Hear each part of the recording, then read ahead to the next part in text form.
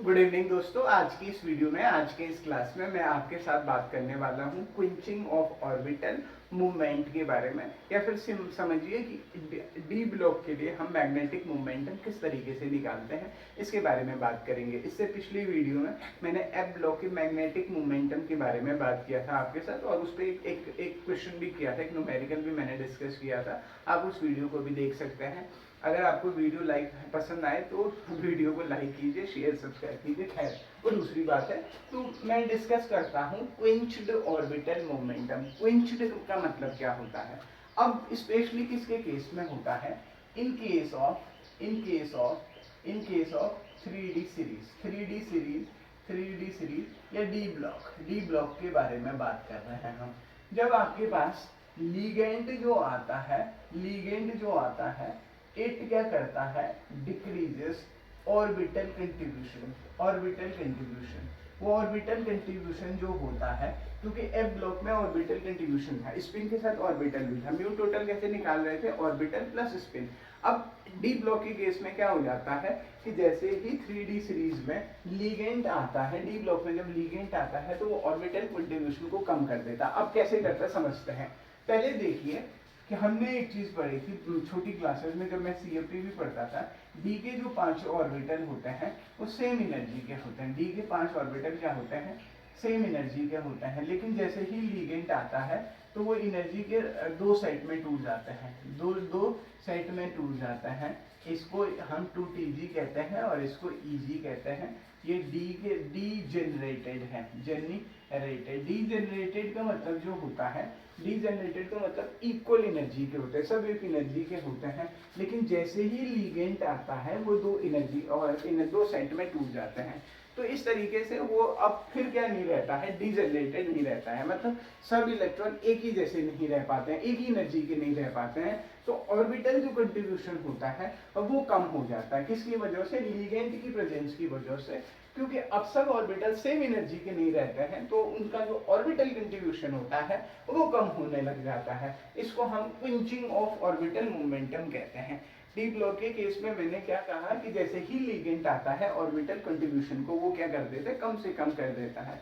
क्योंकि एल की वैल्यू यहाँ ऑर्बिटल कंट्रीब्यूशन एल की वैल्यू 0 हो जाती है, तो एल इंटू एल प्लस 1 की वैल्यू भी कितनी हो जाती है? 0 हो जाती है। तो इसीलिए यहाँ पे हम म्यू स्पिन निकालते हैं सिर्फ, और म्यू स्पिन निकालते हैं। और म्यू स्पिन निकालने के लिए एक फॉर्मूला होता है n इंटू एन प्लस 2, जहाँ पे n क्या है? नंबर ऑफ अनपेयर इलेक्ट्रॉन होता है। नंबर ऑफ अनपेयर इलेक्ट्रॉन होता है, अनपेयर इलेक्ट्रॉन होता है। जैसे मैं मुझे निकालना है आयरन 2 प्लस मतलब D5 हो गया है। तो मैं अगर मुझे यहाँ पे म्यू स्पिन निकालना होगा तो वो म्यू स्पिन कितना हो जाएगा आपका? एम्पेयर। अच्छा, D5 का मतलब क्या है? D में 5 ऑर्बिटल हैं, तो ये इस तरीके से होंगे +2 +1 0 -1 -2, तो 1 2 3 4 5 एम्पेयर इलेक्ट्रॉन कितने हो गए? 5 हो गया। तो S की वैल्यू कितनी हो गई? 5/2 हो गए। एम्पेयर इलेक्ट्रॉन 5 हो गए हैं मेरे पास। तो मैं यहाँ से म्यू स्पिन निकाल सकता हूँ। हाँ जी, निकाल सकता हूँ। कितना आएगा वो? √5 × 5 + 2 7 7 में 35। ये कितना हो जाएगा? √35 का मतलब क्या है? 4.9 समथिंग आएगा। ये कितना? 4.9 के समथिंग आएगा म्यू स्पिन। किसके केस में? डी ब्लॉक के केस में म्यू स्पिन कितना आ जाएगा? 4.9 आ जाएगा। इतनी सी बात आपको समझ में आए?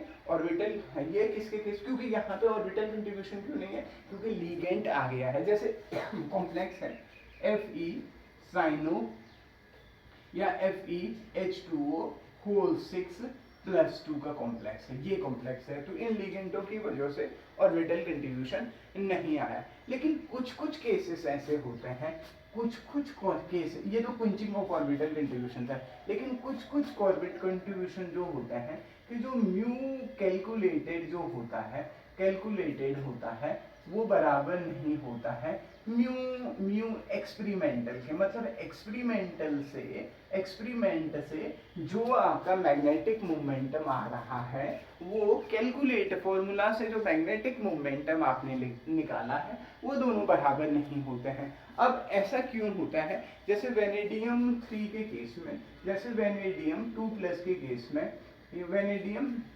वेनेडियम 3+ के केस में अगर मैं n की वैल्यू निकालूंगा तो 2 होगी। यहाँ पे म्यू की वैल्यू हो जाएगी 2.83। तो म्यू जो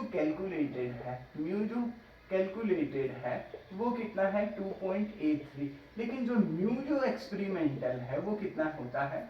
ये होता है 2.70 से लेके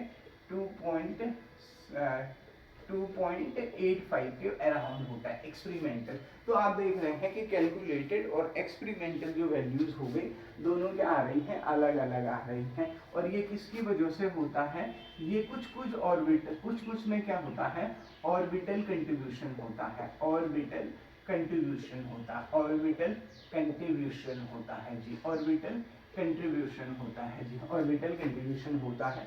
तो अब मुझे ये समझाना है यहाँ पे क्विंचिंग ऑफ ऑर्बिटल मोमेंटम। तो आपने समझा कि लीगेंड की वजह से मैग्नेटिक मोमेंटम कम हो जाता है, लेकिन ऑर्बिटल कंट्रीब्यूशन क्या होता है इसको समझते हैं। ये थोड़ा समझने वाली चीज है, इसको हम थोड़ा समझते हैं। तो इसको समझाने के लिए मुझे ये करना होगा। सबसे पहले मुझे इसको समझाने के लिए मुझे आपको डी के जो 5 ऑर्बिटल हैं उनकी शेप आपको समझानी होगी, या उनकी शेप आपको पता होनी चाहिए, अब डी के 5 ऑर्बिटल होते हैं, आप जानते हैं। ये हो गया है आपका, पहला होता है dx, एक होता है dy, dxy, dyz होता है, और डी क्या होता है? dzx होता है। ठीक है जी, ये ऑर्बिटल्स हो गया है। अब ये क्या होता है? ये अच्छा जी, इसको थोड़ा समझता हूँ मैं। ये हो गया है, ये यहाँ पे Eg हो गए, यहाँ पे 2Tg हो गए। 2Tg में कौन से आते हैं? dxy, dyz एंड dzx आते हैं। Eg में कौन से आते हैं? dx² - y² एंड dz² आते हैं Eg में। अब ये कहाँ होती हैं? ये बिटवीन द एक्सेस होते हैं। ये क्या होते हैं? बिटवीन द एक्सेस होते हैं। और ये क्या होते हैं? ऑन द एक्सेस होते हैं, एक्सेस पे होते हैं। ये बिटवीन द एक्सेस हो गया, ऑन द एक्सेस हो गया। क्या मतलब है इस बात का? कि x और y, मान लो ये x एक्सेस है, ये y एक्सेस है, z एक्सेस कहीं बाहर है। तो ये ऑन द एक्सेस का मतलब क्या है? कि बिटवीन द एक्सेस, x और y एक्सेस के बीच में ये लोब है, x और y एक्सेस के बीच में ये लोब है। और ये y एक्सेस है, ये z एक्सेस है। क्योंकि मैं 3D में नहीं दिखा सकता, इसीलिए मैं कोऑर्डिनेट चेंज कर रहा हूँ। ठीक है जी। अब आप देखेंगे ये हो गया कि ये हो गया जी। ठीक है जी, ये है आपके 3 ऑर्बिटल। कौन से? dxy, dyz। अच्छा, इन तीनों के बारे में खास बात ये है कि अगर आप dxy को 90 डिग्री से रोटेट करेंगे तो वो क्या आ जाएगा? dyz आ जाएगा।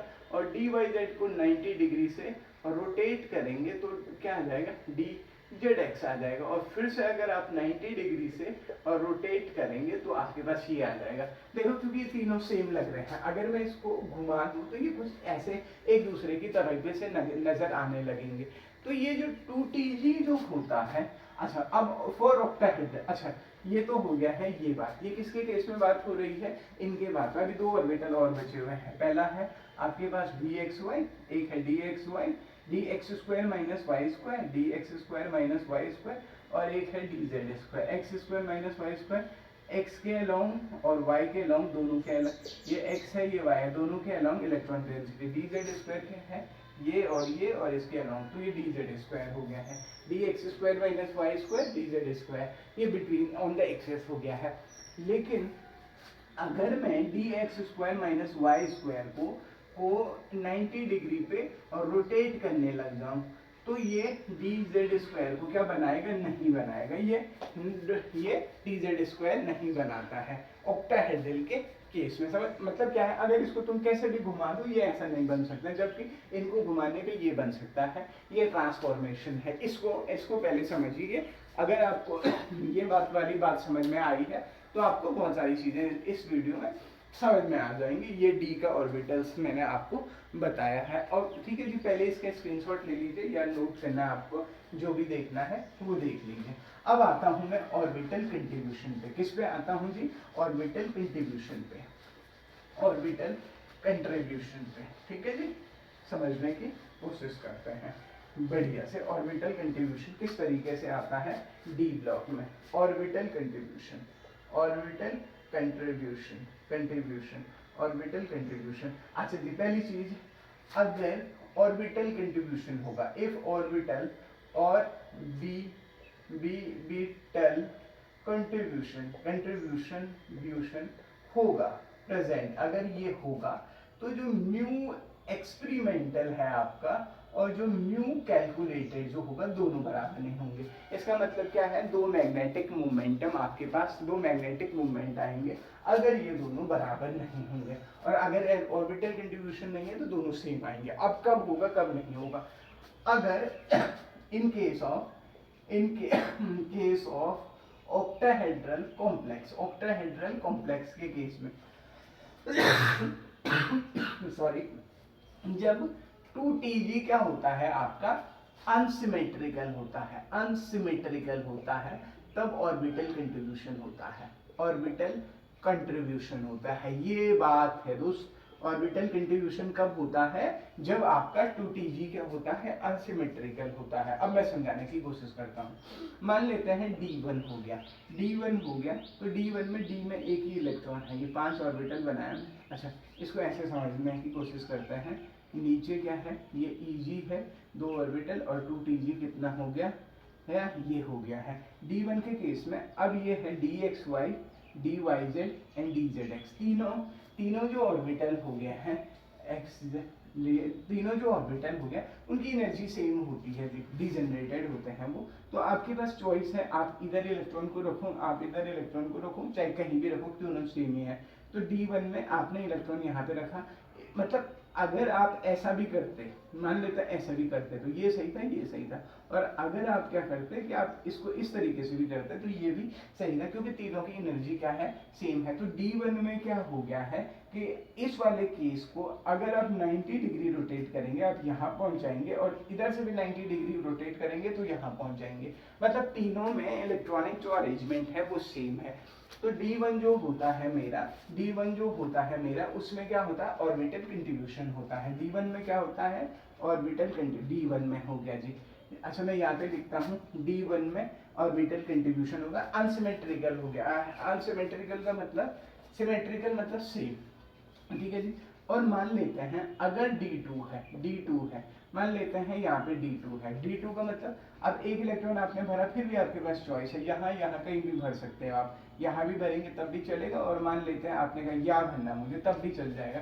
तो D2 में भी आपके पास जहाँ पे चॉइस आपके पास होगी वहाँ पे ऑर्बिटल कंट्रीब्यूशन होगा। मान लीजिए D3 हो गया, किस में? 2Tg में, क्योंकि Eg में तो एंगल बदलने से कोई फर्क ही नहीं पड़ रहा था, लेकिन यहाँ पे आपने 2 भरा और आपके पास तीसरे की अब कोई चॉइस ही नहीं है। तो D3 में होगा क्या? D3 में होगा नहीं, D3 में नहीं होगा।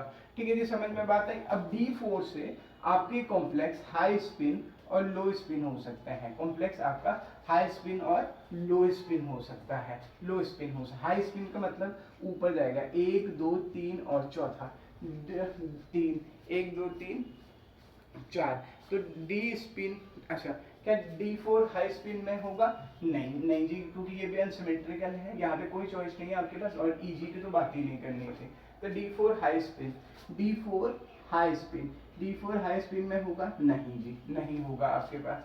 अब इसी तरीके से आपके पास D4 लो स्पिन, D4 लो स्पिन, 3 आपने भर दिए हैं, और चौथा आपको नीचे आना है। चौथा आपको क्या आना है?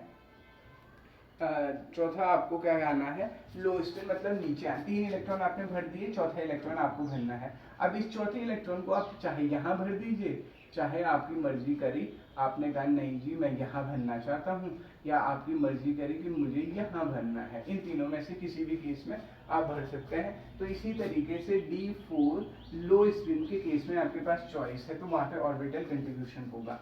अब मैं D5 के केस को डिस्कस करता हूँ।